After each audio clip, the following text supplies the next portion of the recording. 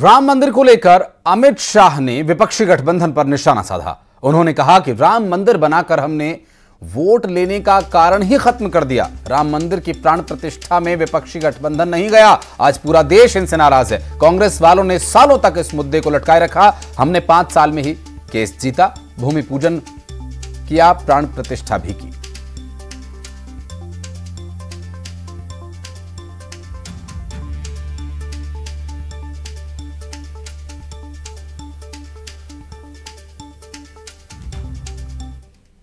जनवरी को राम मंदिर में प्राण प्रतिष्ठा हुई, ये आपका एक बहुत बड़ा वादा था जो आपने निभाया।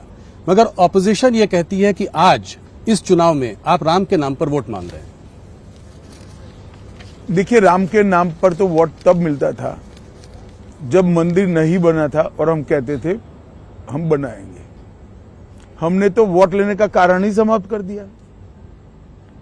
ऑपोजिशन को चिंता इसलिए है और पूरा देश उनसे नाराज इसलिए है कि जब राम मंदिर बना, शांतिपूर्वक तरीके से बना, संवैधानिक रूप से बना और प्राण प्रतिष्ठा हो रही थी, इन्होंने प्राण प्रतिष्ठा का बहिष्कार किया। माइनॉरिटी के डर से वो प्रभु श्री राम की प्राण प्रतिष्ठा में नहीं गए, इसलिए पूरा देश उनसे नाराज है।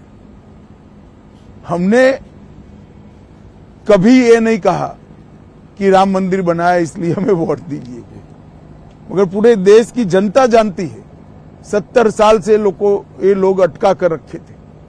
मोदी जी ने 5 ही साल में केस भी जीता, भूमि पूजन भी किया और प्राण प्रतिष्ठा भी कर दी। और आज भव्य राम मंदिर समग्र देश को आह्लादित करने वाला राम मंदिर बना है। और न्यूज 18 के साथ इंटरव्यू में बातचीत के दौरान अमित शाह ने कांग्रेस के मैनिफेस्टो पर निशाना साधा। उन्होंने कहा कि हम यूनिफॉर्म सिविल कोड लाने की बात कर रहे हैं और कांग्रेस पर्सनल लॉ को प्रमोट करने की बात कर रही है। देश शरिया कानून से नहीं चलेगा।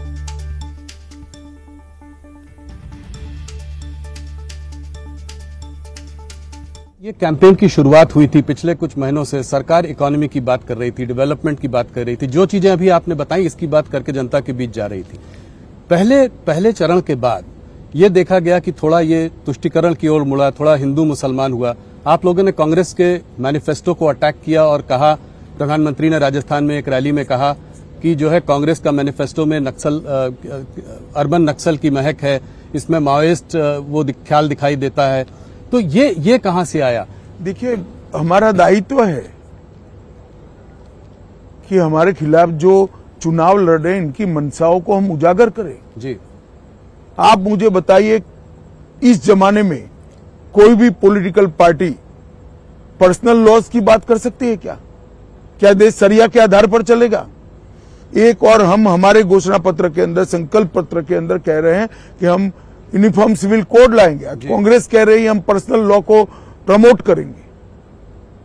कांग्रेस पार्टी को जवाब देना चाहिए, बहुत महत्वपूर्ण मुद्दा है। तो इसीलिए आप कह रहे हैं मुस्लिम लीग की छाप है? बिल्कुल मुस्लिम लीग की छाप। यही तर्क है कि मुस्लिम लीग की छाप। आप मुझे बताइए, वो कह रहे हैं कि देश के कॉन्ट्रैक्ट्स माइनॉरिटी को प्रायोरिटी देंगे। कॉन्ट्रैक्ट्स फर्स्ट लोएस्ट कौन है, पास्ट परफॉर्मेंस क्या है, काम करने की क्षमता है या नहीं है, इसके आधार पर निर्धारित होंगे या कॉन्ट्रैक्टर के धर्म के आधार पर निर्धारित? किस तरह से देश चलाना चाहते हैं? देश की जनता को इसको सोचना पड़ेगा। बहुत समय के बाद देश तुष्टीकरण की राजनीति से नरेंद्र मोदी जी बाहर निकाल कर रहा है। ये फिर से उसी दिशा में ले जा रहे हैं, क्योंकि कांग्रेस जीतने का आत्मविश्वास गंवा चुकी है। सीएम डॉक्टर मोहन यादव ने मां शिव